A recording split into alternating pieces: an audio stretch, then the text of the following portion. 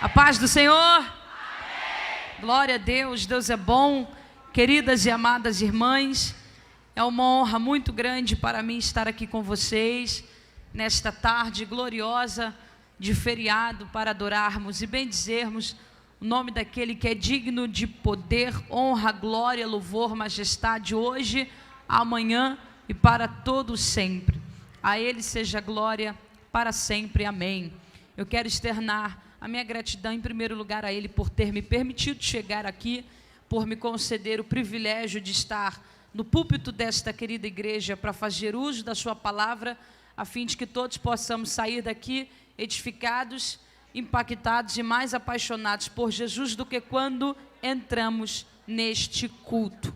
E é claro que eu não poderia deixar de agradecer a algumas pessoas especiais, a começar pelo pastor presidente, pastor Manuel Ribeiro, pastor desta querida igreja, a querida pastora Raquel Ribeiro, a nossa pastora Penha, que é a coordenadora geral, a missionária Elma Ribeiro, que foi a responsável por entrar em contato conosco, a missionária Erina, certo?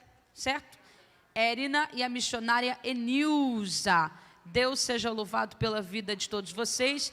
Também o querido pastor Alexandre Ribeiro, a todos citados aqui, a todos os irmãos que cooperam, a todos que vieram neste culto, aos que me antecederam em suas oportunidades, os que virão após a minha pequena e breve participação. Deus em Cristo seja louvado através da vida de todos vocês. Amém. Bom, deixe-me me apresentar aqui bem rapidinho. Eu prometo que eu não vou cansá-las, a minha participação será objetiva. Eu quero me apresentar, eu me chamo Amanda, eu congrego na Assembleia de Deus em Betesda, que é filiada ao Campo de Mantiqueira, em Xerém. A minha igreja é presidida pelo meu pastor Romildo Cordeiro e a minha congregação, ela é dirigida, liderada, pastoreada pelo nosso querido líder, pastor Eliseu Ignez. Como foi apresentado aqui, eu vou ratificar, está o meu esposo, a pessoa que sempre está comigo, em todos os momentos, em todos os lugares, ele sempre vai estar junto de mim, onde vou. E eu quero louvar a Jesus pela vida de todos. Amém. Abramos nossas Bíblias no capítulo 12 do livro de Atos, já que o tema é frutíferas e estamos enraizadas em Cristo, independente de quaisquer perseguições, estamos de pé. Eu estou aqui para falar a uma igreja que está de pé. Capítulo 12, versículo de número 13. Se você puder, abra sua Bíblia muito rápido, muito rápido. Não temos tempo, então o mais rápido que você puder, você faz isso agora. Capítulo 12, versículo de número 13. Só quem encontrou, diga amém. Quem não encontrou, diga espere. Maravilha, está escrito assim: quando ele bateu ao póstigo do portão, veio uma criada, chamada ver quem era. Reconhecendo a voz de Pedro, tão alegre, ficou, que nem o fez entrar, mas voltou correndo para anunciar que Pedro estava junto do portão. E eles lhe disseram: Estais. Ela, porém, persistia em afirmar que assim era. Então disseram,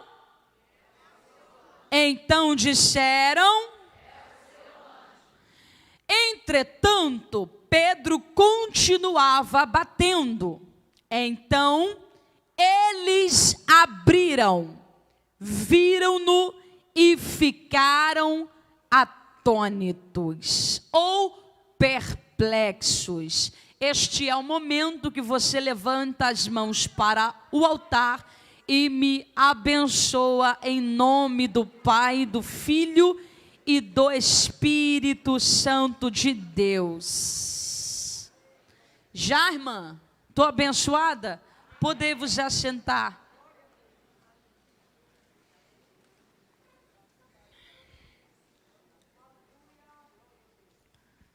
Glória a Deus. Amém? Queridas, todas me ouvem? Aqui na tribuna, aí embaixo. Então, antes de introduzir esse texto, aplicar para entregar o microfone na minha participação, eu quero interagir com as irmãs, todas vocês, com uma brincadeira bem simples que eu aprendi e vou passar. Só para eu ter a plena convicção e certeza de que todas que estão me ouvindo irão interagir, abraçar e receber a mensagem, eu vou fazer às senhoras, senhoritas, uma pergunta. A pergunta que farei às senhoras e às senhoritas será: tá ligado? Para provar que vocês estão ligadas, participando do culto, me ouvindo, compreendendo a mensagem, vocês vão bater uma palma. Como bate uma palma? Uma palma. Como é uma palma? Como é uma salva de palmas? Como é uma palma? Salva de palmas? Se eu disser, tá ligado? Isso aí, tu pegou. Tá ligado? Tá ligado? Coisa boa, tá lindo para Jesus. Se eu disser amém, as irmãs dizem opa, opa, opa. Se eu disser amém, as irmãs, amém. Se eu disser glória a Deus, aleluia, tá ligado? Amém. Tá ligado? Aleluia. Glória a Deus. Tá ligado? Tá ligado? Tá ligado? Amém. Aleluia. Glória a Deus. Maravilha. Tá ligado? Tá ligado? Tô vendo gente assim já, ó. Glória a Deus. Opa, opa, opa. Glória a Deus. Maravilha, irmã. Eu tenho poucos minutos. Então, se até o final da minha participação eu disser, tá ligado? Amém. Glória a Deus. Aleluia. E você não fizer nada disso, eu vou saber que tu veio com o corpo e deixou tua mente lá fora em algum lugar. Bate no ombro da tua vizinha e diga, tu veio aqui para prestar um culto racional. Fala, tu veio aqui para prestar um culto racional. Tá ligado? Pergunta ela, tá ligada? Chega, olha para cá. Olha para mim aqui em nome de Jesus. Queridas, o livro de Atos dos Apóstolos, ele constrói uma grande ponte, uma ponte extraordinária entre os ensinamentos de Jesus, a vida e os escritos e trajetórias também de seus apóstolos. Ele mostra e apresenta-nos de uma maneira muito direta como Cristo Jesus, o cabeça da igreja, continuou a guiá-la sob a influência do Espírito Santo, que é e continuará sendo, até a consumação dos séculos, o responsável por transmitir as verdades da Bíblia Sagrada, a fim de que esta organização, digo, a igreja, continue crescendo em graça e em conhecimento. O responsável por escrever este tratado teológico, como é chamado por muitos, foi Lucas. O doutor Lucas, que era médico e historiador, ele era amigo de viagem do apóstolo Paulo. E ele escreveu Atos dos Apóstolos, chamado por outros de Atos do Espírito Santo, digamos que como uma segunda parte de sua obra, já que a primeira é do conhecimento de todas nós aqui, como o evangelho que leva o seu nome. Evangelho de Jesus Cristo, segundo escreveu Lucas. Um dos focos principais, eu quero que você guarde isso, é narrar na primeira parte do livro, do capítulo 1 ao capítulo 12, a vida ministerial do apóstolo Pedro, que se deu após a sua restauração, quando este foi restabelecido à mesa da comunhão, em João capítulo 21.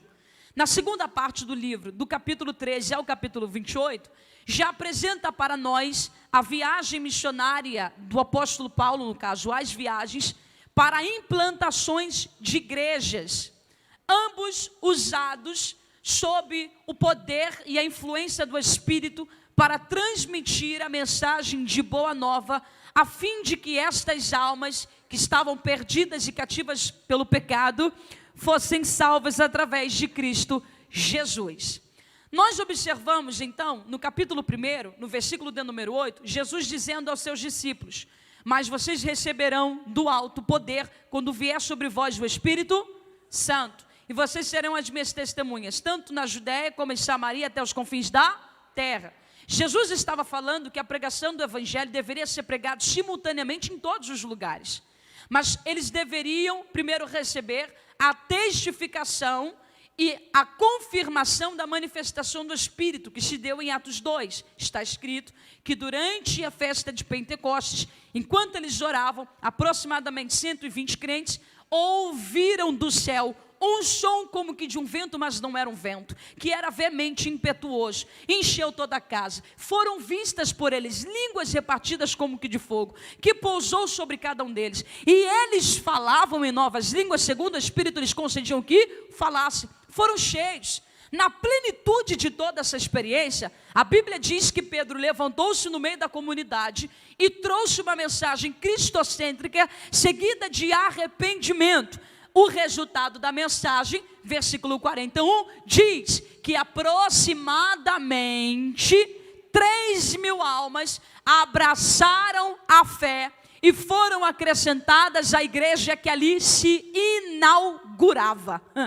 Mas no capítulo de número 4, versículo 4, nós observamos que Pedro pregou mais uma vez e nós vemos a multiplicação dos crentes.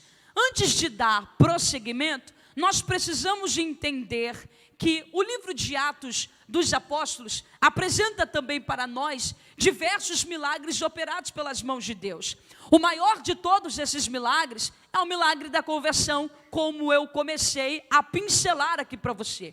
Então, muito mais que fazer um cego ver, um surdo ouvir, um paralítico andar, um mudo falar, um morto reviver, é o Espírito, por meio da mensagem da cruz, convencer o homem da justiça, do pecado e do juízo. Dando seguimento, versículo 4 do capítulo 4, diz que Pedro pregou de novo, e não eram umas 3, saltou para quase 5.000 crentes.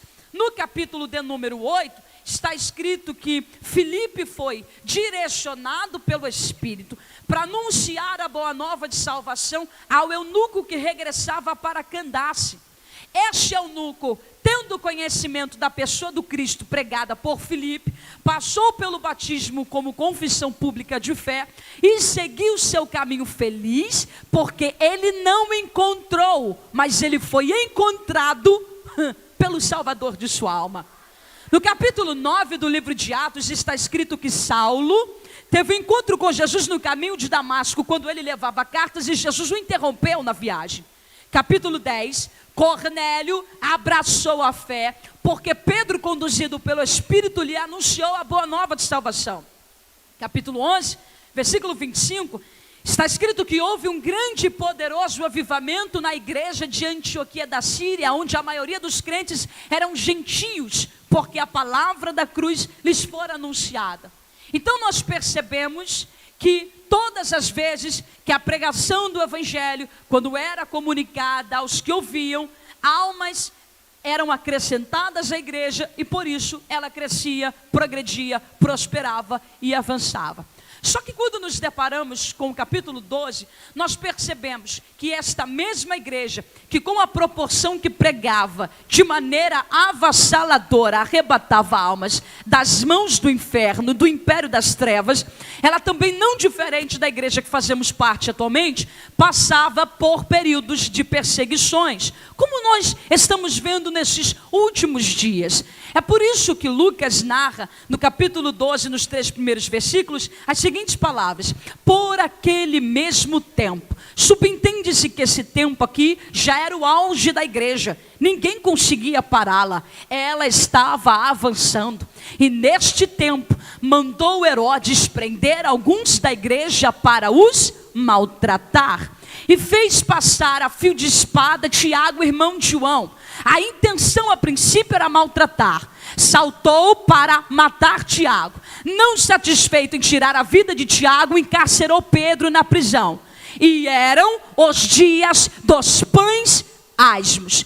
Então, duas coisas eu acabei de citar. Primeiro, Tiago morto. Segundo, Pedro, líder da igreja estabelecida pelo Senhor, preso, encarcerado. Agora a pergunta que eu faço às senhoras é: se o Deus a quem nós servimos, prestamos devoção, reverência, adoração todos os dias, aquele a quem a Bíblia que carregamos na bolsa, embaixo do braço, que está aberta no teu colo aí agora, faz questão de enfatizá-lo como Senhor soberano, aquele que assenta-se sobre um alto e sublime trono, que tem o poder da vida, autoridade sobre a morte e todas as coisas nas mãos, porque ele permitiu a morte de Tiago e um possível livramento de Pedro.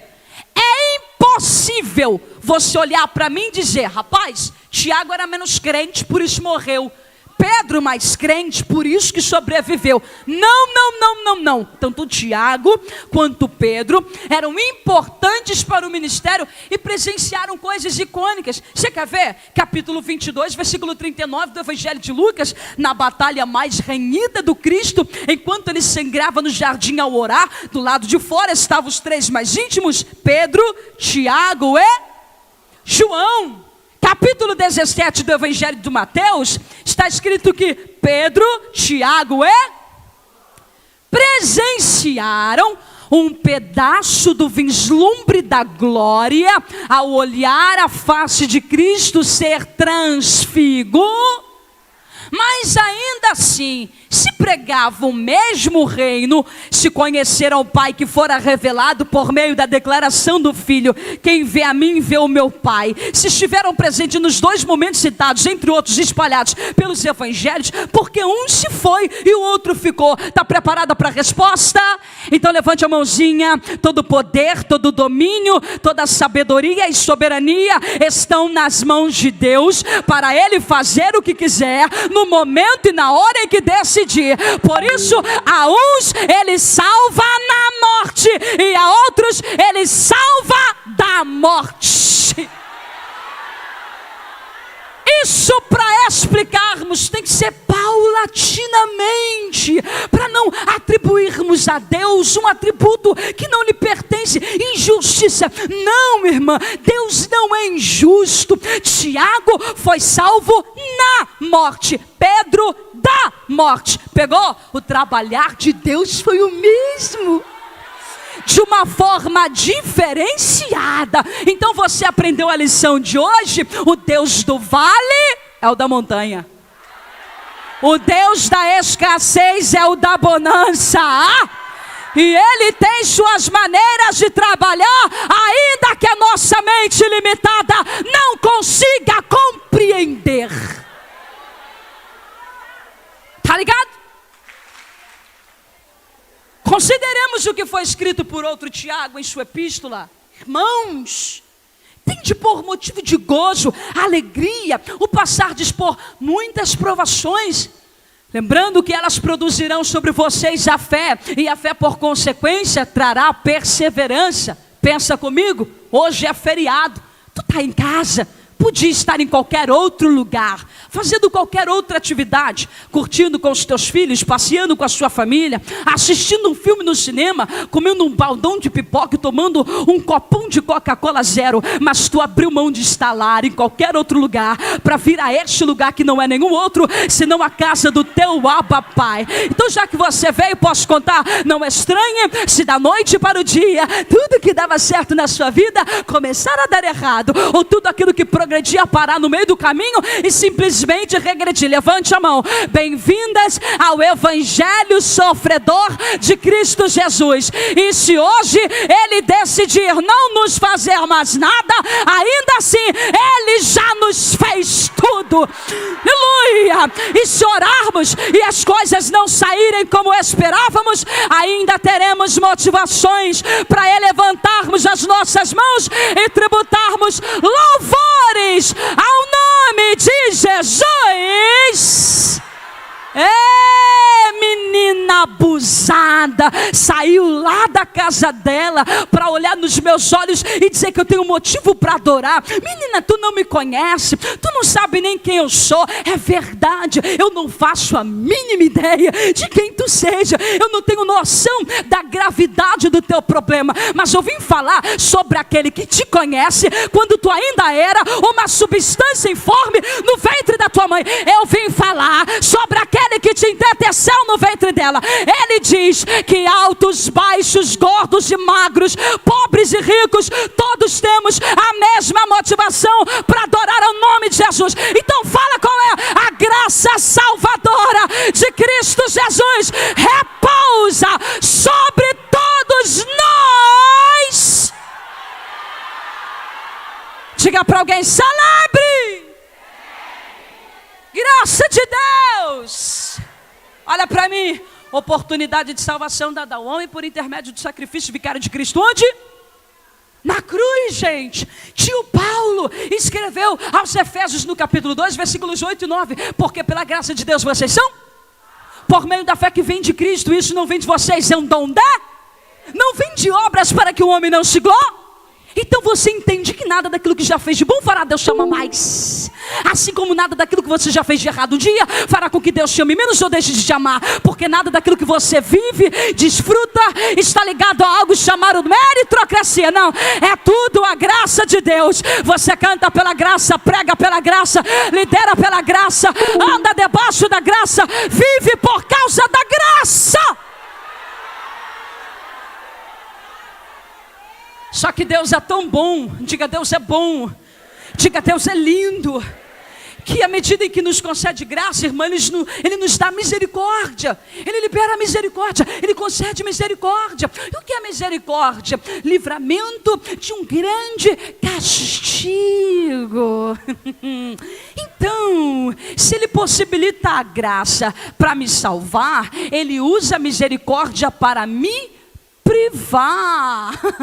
Eu poderia ficar aqui citando uma soteriologia do livro de Romanos inteiro, do capítulo 1 ao capítulo 16, o maior tratado teológico do Novo Testamento, para justificar a nossa salvação por meio de Cristo Jesus. Mas eu olho para um profeta no Antigo, vendo a sua pátria ser destruída, seu povo levado cativo, muros e portões ateados a fogo, ainda tendo forças para escrever as muitas, milhares, demasiadas misericórdias do Senhor. Elas não eram nem serão, elas são as causas de nós não sermos e Ele diz: novas são todas as mães. Então hoje bem cedinho, a claridade da luz desse dia que invadiu a janela do teu quarto e te impossibilitou de dormir mais como queria, não foi a tua sensibilidade de ouvir o despertador tocar porque tinha algo para fazer. Foi o ato ansioso de Deus de te levantar para gritar na tua face: levanta, porque eu estou te possibilitando mais uma oportunidade de recomeçar. Essa é a hora que tu sacode alguém, dá um tapa em alguém, puxa o cabelo de alguém e grita: celebre, seca as lágrimas do rosto, porque Deus te deu mais um dia.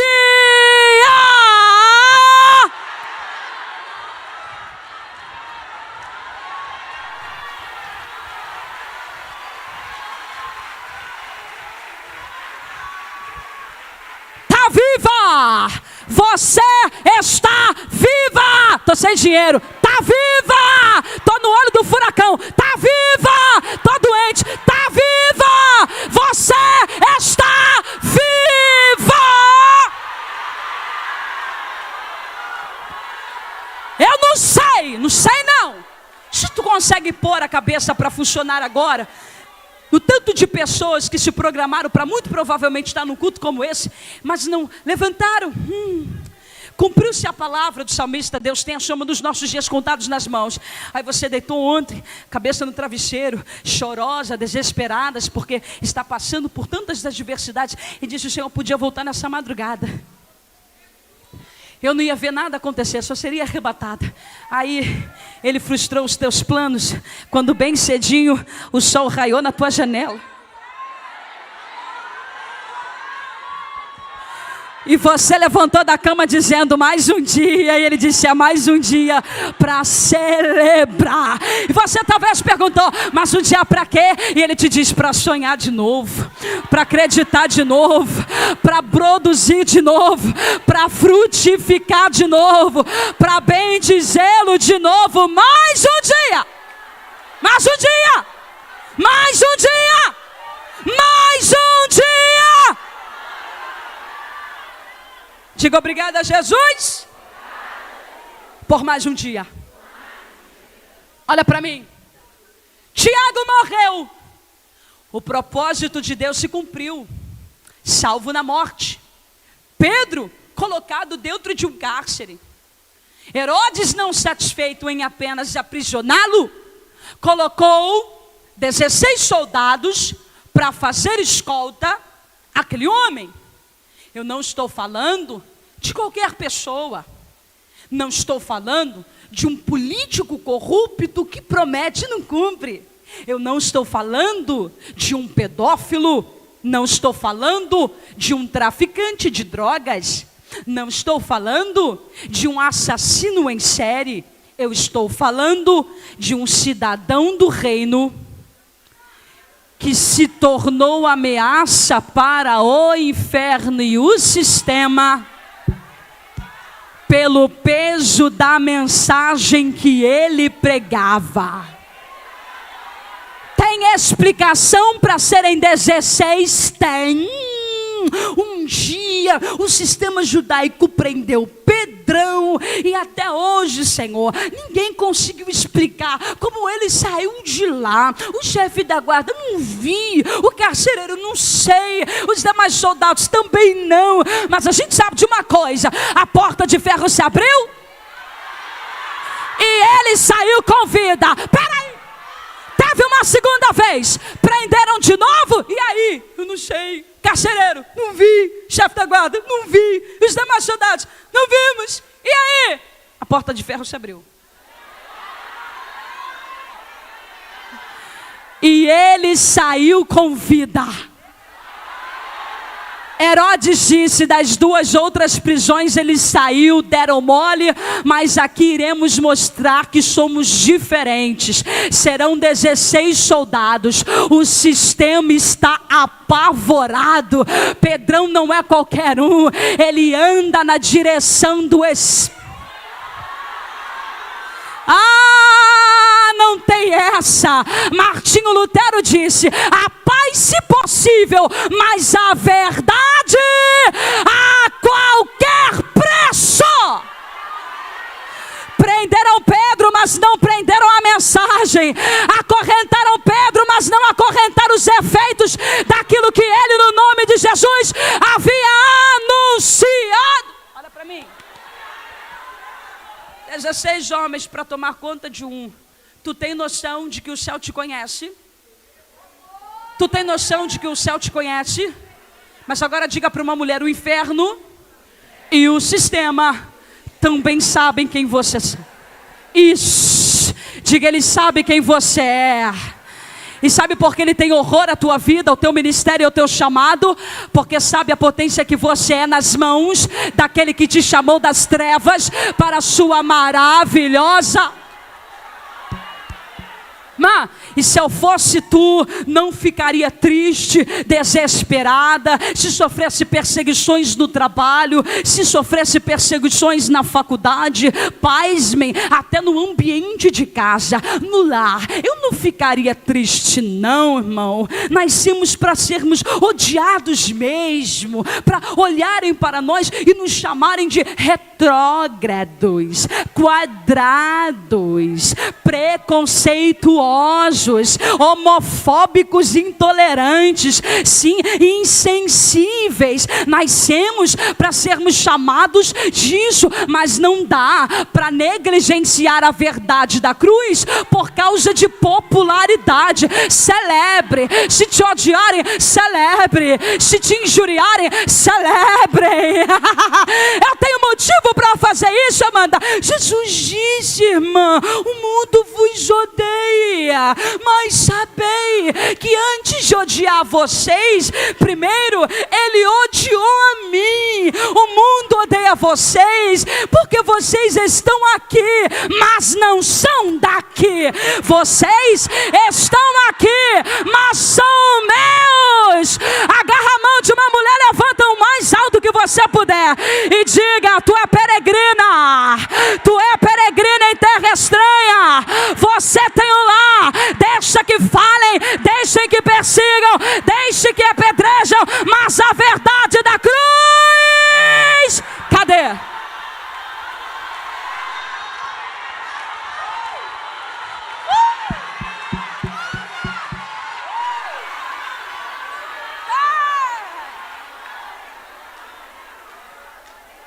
Alebi alaragachou me andorraba.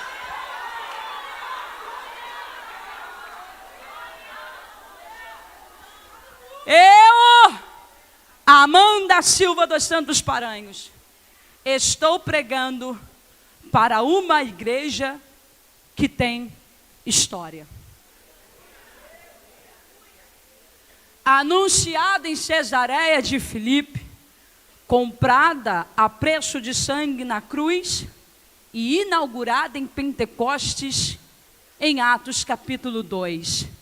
2000 anos de história. Por que Pedro não morreu? Porque Herodes não deu continuidade ao plano que gostaria. Capítulo 1, vamos relembrar. Jesus disse: fiquem e receberão o poder que vem do alto. Capítulo 2, olhe para mim aqui. Eles estavam reunidos e Pedro pregou uma mensagem depois de viver a manifestação do Espírito Santo. 3.000 vidas. Em Atos capítulo 3, ele estava subindo o templo na hora nona para orar, quando viu o paralítico e disse: olhe para nós, não temos prata nem ouro, mas o que eu tenho te dou, em nome de Jesus. Atos capítulo de número 5. Enquanto eles oravam, não, ofertavam, a Bíblia diz que Pedro pelo Espírito desmentiu Ananias e Safira. Atos 5,15, ele passava e Jesus curava os enfermos por sua sombra. Atos 6 e 7, preocupado com o ministério da palavra e em não negligenciar o mesmo, escolheu sob a direção do Espírito diáconos. Através da escolha, o primeiro apologista do Novo Testamento levantou-se em Atos 7, capítulo 9, versículo 32. Ele disse: Enéas, levanta-te. O homem travado há mais de 8 anos voltou a andar. Atos 9:36, ele entrou no cenáculo e após oração estendeu as mãos e disse: Tabita, eu te mando. Ela reviveu. Em Atos capítulo 10, ele pregou, Cornélio abraçou a fé, a porta para os gentios estava aberta. Atos capítulo de número 11, avivamento da igreja em Antioquia da Síria, que se deu por meio das mensagens que Pedro também já havia pregado. Então nós entendemos uma verdade: a raiva de Herodes, o preconceito de Herodes com Pedro não tinha a ver com aquilo que ele comia, com o que Pedro vestia, com o que Pedro calçava. Estava no peso da história que Pedro carregava. Estava no peso da mensagem que ele anunciava e da história que ele carrega. Diga para alguém: você tem história. Agora olha para mim aqui. Vou te dar mais um motivo para crer piamente no motivo pelo qual Herodes não deu continuidade ao projeto que queria executar. Capítulo 16 do Evangelho de Mateus. Colégio Apostólico. Jesus, olhou para os seus discípulos e lhes fez a seguinte pergunta: o que dizem os homens acerca do Filho do Homem? Resumindo, o que dizem aí fora que eu sou? Quem eu significo ou o que eu represento para eles? Sabe qual foi a resposta? Alguns dizem que tu és Elias. Outros dizem que tu és João Batista. Outros se atrevem a dizer que tu és Jeremias ou alguns dos demais profetas. E vocês? Quem eu sou para vocês? O que eu significo para vocês? Qual é a resposta do coração de vocês? Tomé, calado. Natanael, silêncio. Tiago, maior, menor. Simão, Zelote, Levi. Mas Simão, filho de Jonas, levantou-se. Ele é oscilante, levantou-se.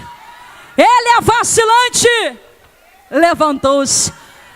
Fala quando o cérebro está em ponto morto, levantou. Tu não é Elias, tu não é Jeremias, tu não é João Batista, tu não é nenhum desses profetas. Tu és o Cristo, o Filho do Deus.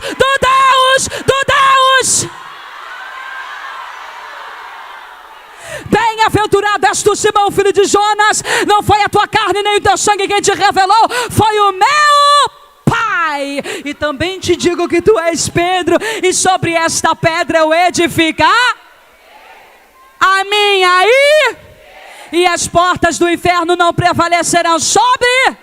Olha para mim, Pedro não é pedra, Pedro é o fragmento da pedra. A pedra é Jesus.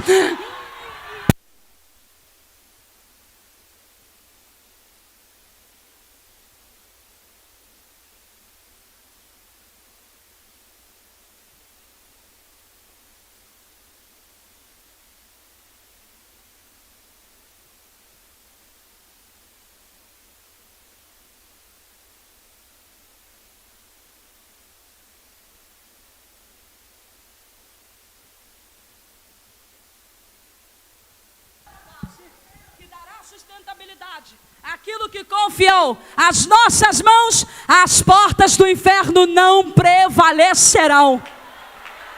Enquanto ele for o alicerce que segura esta igreja, as portas do inferno não prevalecerão.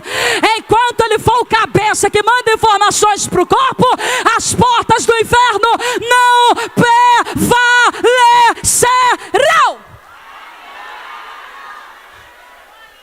Estamos edificados. E aí, quando eu falo disso, eu me lembro de uma coisa. Lembra? Jesus disse assim, ó: todos aqueles que escutam a minha palavra e não as guardam, eu os tenho por insano. Que construindo a casa sobre areia, desceu a chuva, correram os rios, sopraram os ventos, e a casa. Mas aqueles que escutam,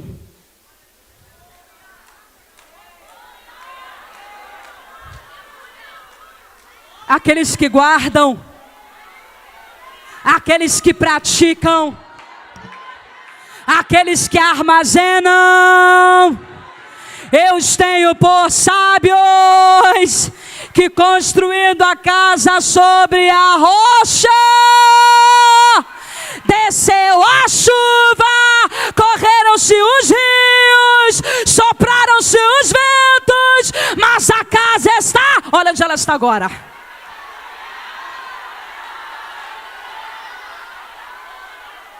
A casa está de pé, edificados sobre a rocha. Então, ele não conseguiu fazer o que gostaria, não por nós, mas por causa de Jesus. Uma palavra. Estamos debaixo de uma, e não é qualquer palavra, é a.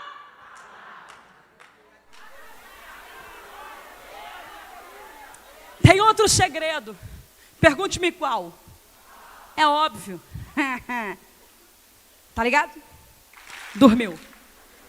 Capítulo 12, versículo 5 está escrito que enquanto Pedro estava preso, a igreja, só isso? Só isso? Lucas diz que eles oravam incessante ou continuar? Que é isso? Que é isso? Pastor da igreja está preso, ela não tem dinheiro para pagar fiança e a condição para ele sair de lá, muito provavelmente seria negar o nome de Jesus. E me desculpe, depois da cruz e de Atos 2, ele não estaria disposto a fazer isso. Fazer o quê? Orar. Só que Lucas diz, eles oravam incessante. Vamos voltar mais uma vez. Capítulo 2 está escrito que eles estavam reunidos Capítulo 3, Pedro estava subindo para orar. Capítulo 4, versículo 31, abalavam-se os alicerces de onde estavam, porque todos foram cheios do Espírito Santo, enquanto eles estavam mas no capítulo 12, versículo 5, Lucas não diz, eles estavam orando, diz, eles estavam orando incessante. Eles estavam orando incessante? Incessante? Assíduo, frequente, permanente, fervoroso, contínuo, ininterrupto, aquele que não pode, não deve ser interrompido sob quaisquer circunstância. O problema não foi forte o suficiente para desestabilizar a igreja. Ela inteligentemente usou o problema como combustível para continuar subindo. Então eu vim liberar esta palavra, alguém que já levantou as mãos. Dá tempo de subir de nível. Amanda, e como que eu faço isso? Orando. Spurgeon disse, a distância de um problema para a solução é a mesmíssima do teu joelho para o chão. Vou repetir, a distância do teu problema para a solução é a mesma do teu joelho para o chão. Olha aí. Ai, Deus é lindo. Quer mais? Quer mais? Deus é tão sábio que nesta sabedoria extraordinária, Ele é capaz de levar um Pedro à prisão para movimentar uma igreja. Eu vou falar de novo, paulatinamente. Deus é tão sábio que nesta sabedoria extraordinária, Ele é capaz de levar um Pedro à prisão só para movimentar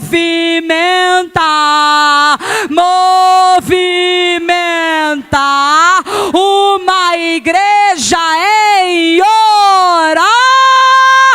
Sobe o nível.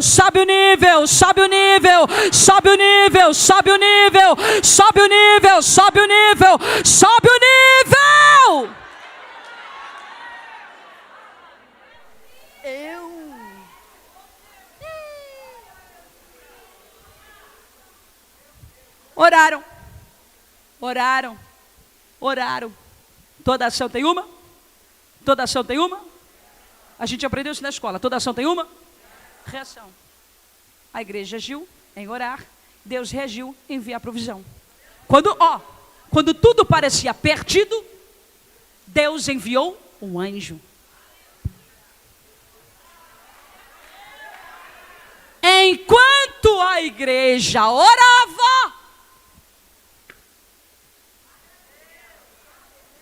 o anjo visitava o cárcere. Entrou lá, pastora. Não encontrou Pedro arrancando os cabelos da cabeça. Não encontrou Pedro atribuindo a Deus a culpa da adversidade. Não encontrou Pedro com SPA. Não encontrou Pedro com tag. Não. Encontrou Pedro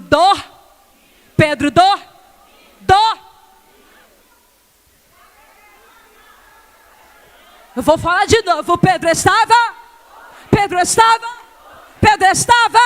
Levante a mão que eu vou profetizar em nome de Jesus, que a paz de Deus, que excede todo o entendimento, domine os teus sentimentos e guarde o teu coração em Cristo Jesus, o nosso Senhor. Eu estou profetizando a paz, e essa paz não é isenta de problemas. O que é paz, Amanda? A paz é desfrutar de bonança, mesmo quando o barco estiver sendo assolado pela tempestade.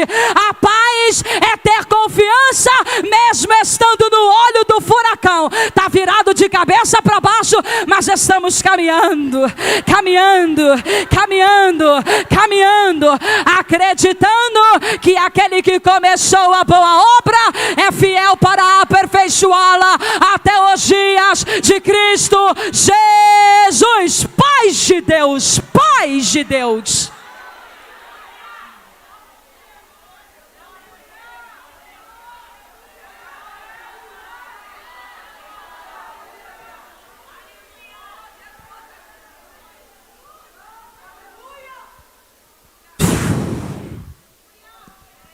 Iluminou a prisão, tocou em um dos lados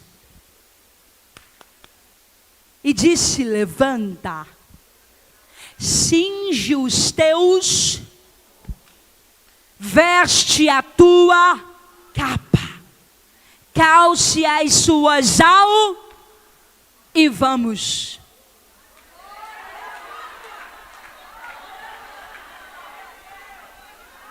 Vamos.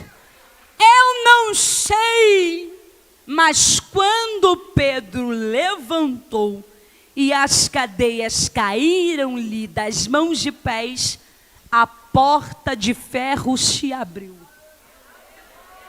Efatá.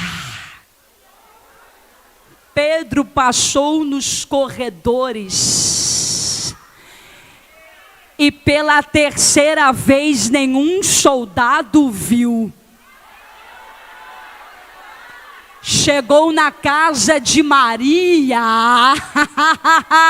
pastora, bateu na porta, os crentes orando, arrumando a casinha, ouviu a voz de Pedro, ficou tão feliz, mas tão feliz, tão atônita, que ela nem ousou em abrir. Ela foi lá chamar os crentes que oravam pela causa e disse: Pedro está lá fora, eu ouvi a voz, ele bate a porta. Irmão, os crentes que oravam 7 dias, unanimemente, incessantemente, olharam para Rode e disseram: tu tá doida, tá fora de si, Pedro está preso. E ela: não, Pedro está lá fora. E eles disseram: não, é o anjo de Pedro. Rode: não, eu ouvi. Ele bateu na porta, ele falou, era o que ela estava querendo gritar para que os crentes entendessem, é a resposta da oração que vocês estão fazendo está lá fora. Abre a porta, abre a porta, abre a porta, abre a porta, abre a porta, abre a porta. Pedro está lá fora, abre a porta. A resposta chegou, abre a porta. A providência veio, abre a porta. Senhor, nós glorificamos o teu nome pelo poder da tua palavra. Esta palavra que nunca faltou e jamais voltará vazia. Nós te louvamos, Pai, na beleza da tua santidade, porque tu és bom. Só tu tens o poder de fazer aquilo que ninguém mais pode. Pai querido, com base em tua palavra, nós pedimos nesta tarde, continue usando esta querida igreja, continue usando os crentes presentes neste lugar, para que eles possam levar a boa e preciosa semente, andando e chorando, regando o solo com lágrimas, através de orações, buscas incessantes na presença do Espírito Santo. Pai, em nome de Jesus, dê força ao joelho que está cansado. se batendo, tremendo. Pai, levante esta mulher com autoridade, levante este homem com autoridade. Dê graça, dê poder, dê altruísmo. Tira a covardia, a timidez, a vergonha. O Senhor é aquele que nos trouxe até aqui, e nós somos gratos por isso. Se chegamos, se sobrevivemos, foi porque a tua mão nos permitiu. Continue levantando esta igreja para que ela continue frutificando, porque nós somos homens e mulheres enraizados em Jesus. Somos o corpo, e o cabeça é o Senhor. Nós estamos aqui acreditando que tu fará muito mais, além daquilo que já pedimos, pensamos, segundo o poder que em nós opera.